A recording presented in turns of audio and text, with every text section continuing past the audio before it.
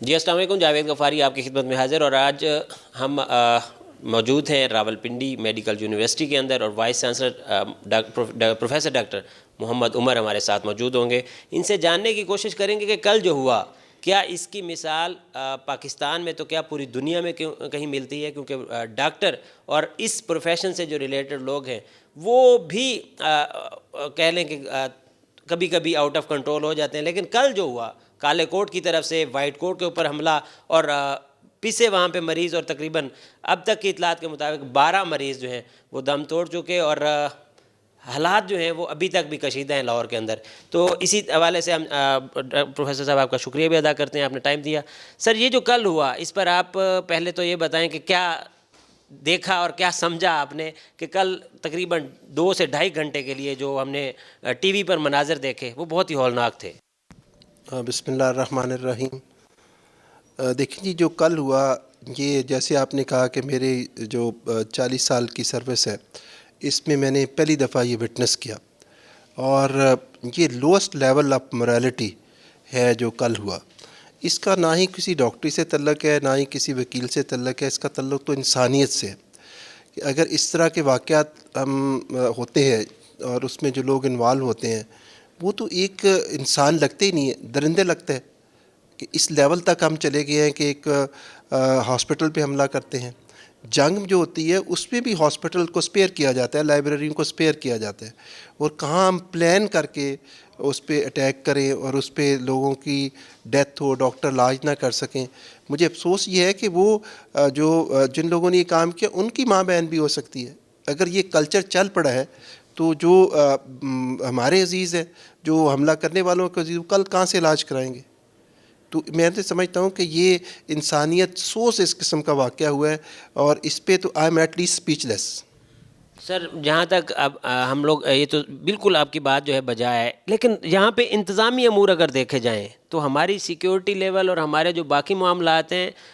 وہ کیا اتنے کم ہوتے ہیں کہ وہاں پہ ایکسیس ہم نے دے دی، اور وہاں پہ ہم نے ایکسیس دے دی جہاں پر ہمارے آپریشنز ہو رہے تھے، دل کے مریض پڑے ہوئے تھے؟ اس پہ تھوڑا سا کوئی روشنی ڈالیں۔ دیکھیے، جو آپ سیکیورٹی کی بات کرتے ہیں، سیکیورٹی کیا ہوتی ہے؟ سیکیورٹی ہوتی ہے جہاں پہ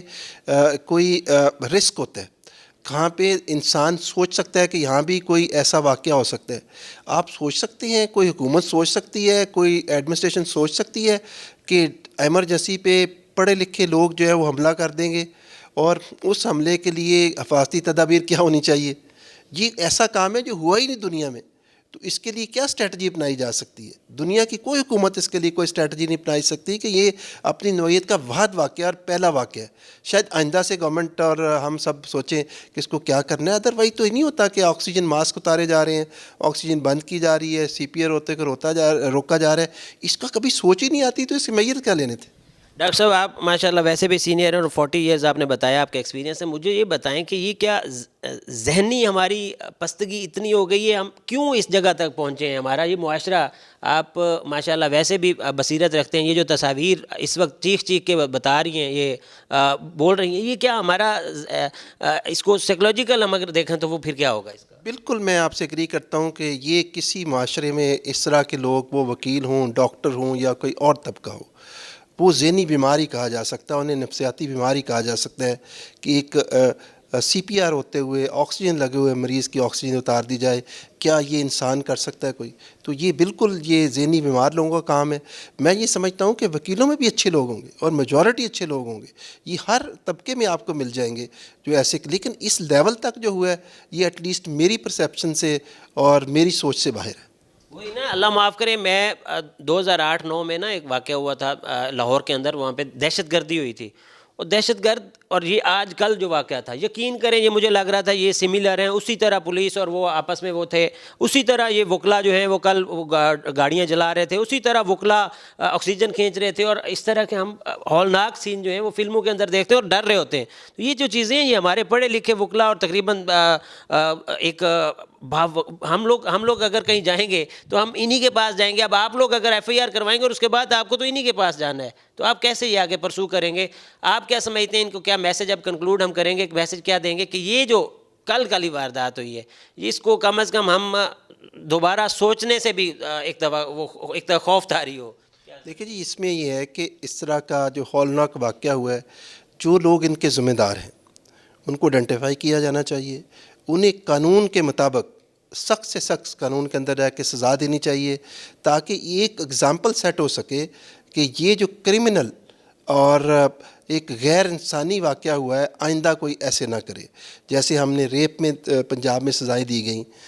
ملٹری کورٹس نے ان دہشت گردوں کو سزائیں دی گئی۔ دیکھیں یہ کام اگر چل پڑا تو یہ تو کوئی بھی کر سکتا ہے، کل کو ڈاکٹر بھی یہ بہیو کر سکتے ہیں۔ تو یہ تو اس کے لیے قانون کے مطابق جب تک وہ لوگ آئیڈینٹیفائی ہو کہ ان کو سزا نہیں ملے گی، میں سمجھتا ہوں اور اس کا کوئی طریقہ کار نہیں۔ پروفیسر صاحب یہ بھی بتائیے گا کہ ایک تو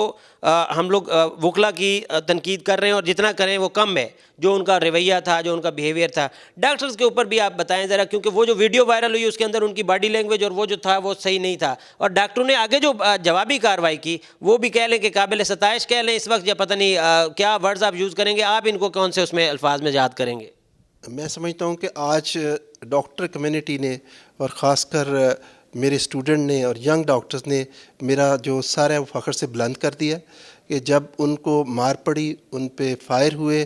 انہوں نے آج پورے پنجاب میں ہاسپٹل کی ایمرجنسی کھلی ہوئی ہیں، وہ مریضوں کو علاج کر رہے ہیں۔ اس سے میں سمجھتا ہوں کہ جو ڈاکٹرز نے یہ ثابت کیا ہے کہ یہ پڑھا لکھا طبقہ ہے اور یہ اس تعریف کا مستحق ہے کہ مشکل سے مشکل حالات میں بھی وہ اپنے پیشے کا خیال رکھتے ہیں اور انسانی جانوں کو بچاتے ہیں۔ اور اس وقت اسی وجہ سے آج جو اخلاقی فتح ہے ڈاکٹرز کی، جس میں میں خود بھی شامل ہوں، میرے ینگ ڈاکٹرز بھی شامل ہیں، وہ ایک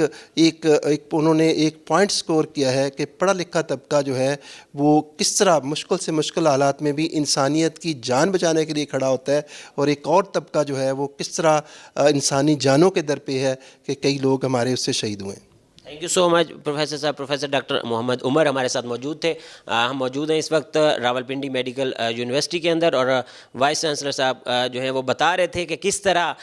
اس تمام تر معاملات کو اور دیکھنا چاہیے اور کس طرح سزا دے کے اس طرح کے کاموں کو روکنا چاہیے۔ آج یہ بھی بتاتا چلوں کہ اسلام آباد میں، پنز میں اور راولپنڈی کے مختلف ہسپتالوں سے آئے ہوئے ڈاکٹرز نے